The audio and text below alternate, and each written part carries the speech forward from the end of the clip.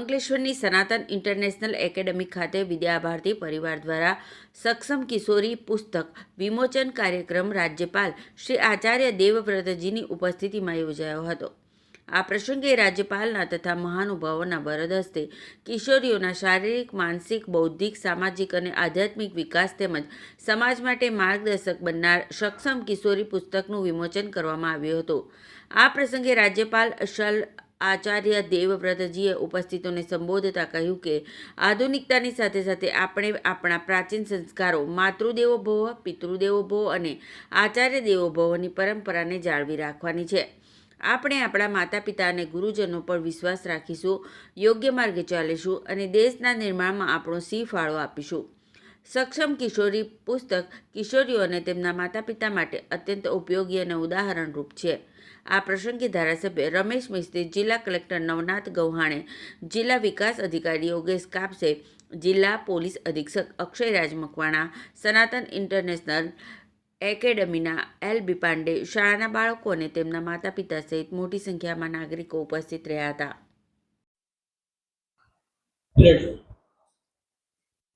आज बहुत धन्यवाद का दिवस है। माननीय राज्यपाल आचार्य श्री देवव्रत जी हमारे सनातन इंटरनेशनल एकेडमी में उनका आगमन हुआ। उन्होंने बच्चों के संस्कार के बारे में बहुत अच्छा ज्ञान दिया और ये जो पुस्तक है सक्षम किशोरी, इसका अनावरण किया उन्होंने। इसमें जो लिखा हुआ है कि बच्चियों को किस तरीके से उनको ज्ञान देना चाहिए, उनको संस्कार देना चाहिए, उनको ये आज के आधुनिक युग में भटक न जाएं, ऐसे संस्कार देने के लिए माता पिता को प्रेरित किया, जो अत्यंत आवश्यक है। उन्होंने बताया बच्चों को खान पान, चाल चलन, चरित्र के बारे में ज्ञान दिया और इस पुस्तक के बारे में उन्होंने कहा इसमें इसी तरीके से किशोरों को ज्ञान देने के लिए इस पुस्तक में बहुत सारी चीजें लिखी हुई हैं।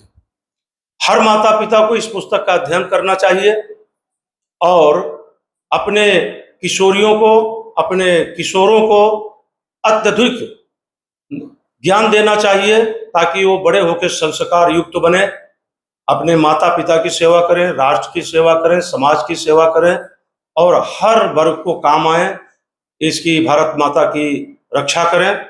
ये अत्यंत आवश्यक है। भटकने से बचें, बच्चों के लिए बहुत जरूरी है। वंदे मातरम, भारत माता की जय। આજના કાર્યક્રમમાં સક્ષમ કિશોરી પુસ્તક જે મેં લખ્યું છે એ દીકરીઓને સક્ષમ બનાવવા માટે લખ્યું છે।